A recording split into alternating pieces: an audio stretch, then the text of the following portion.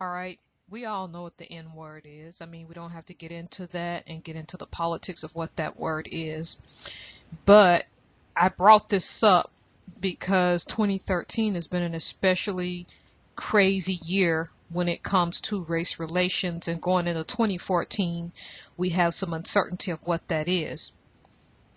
Jim Crow is no longer a part of our societal reality, and yet you still have people who act as if we still live in Jim Crow. And I also bring this up because a lot of people like Julianne Hough were caught wearing blackface in Halloween costumes. I'm not stirring up anything, I'm just reminding people. All right. Do you guys remember a couple years ago when the NAACP staged a official burial of the N-word to no longer let it take power in our lives? Yeah, I know that's laughable, right? All right. They held this ceremonial burial of the N-word in 2007 in Detroit, of all places.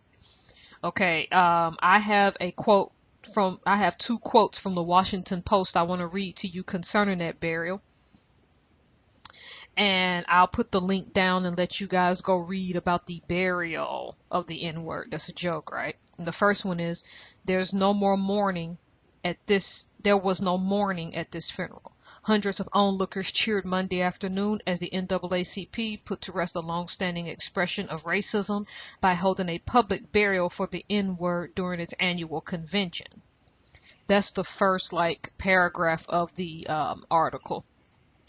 And the mayor at the time, Kwame Kilpatrick, which you guys know how that turned out, had this to say: "Today we're not just burying the N-word, we're taking it out of our spirit.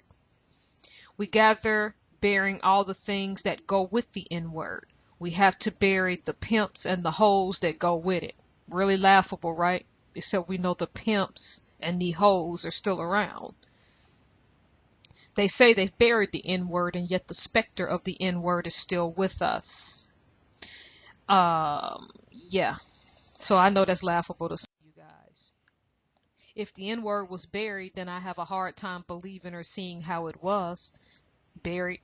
Because from corporate America on down to rappers and on down to regular people, there are people who are still actively making money off of the N-word, off of pimping, and off of the degradation and misogyny of women, and yet we are supposed to believe that that word was buried? I don't think so. People who are still manipulating the legacy of slavery while making money off of it, but if a certain person who isn't black says the N-word, that's not okay. Or they designate people who aren't black, who are their cool white friends or cool Hispanic or Asian friends, they're allowed to be or say the N-word. And you wonder why that is. Again, I mentioned racism for profit because, if I can be honest about it, only blacks systematically profit from using their own, while letting church pastors do so while manipulating the civil rights movement. We're the only race that does that, and this is why I bring this up. Look, this goes without saying. We knew Detroit was headed for destruction for a number of years, so I just kind of find it funny that the N-word is buried in Detroit, of all places.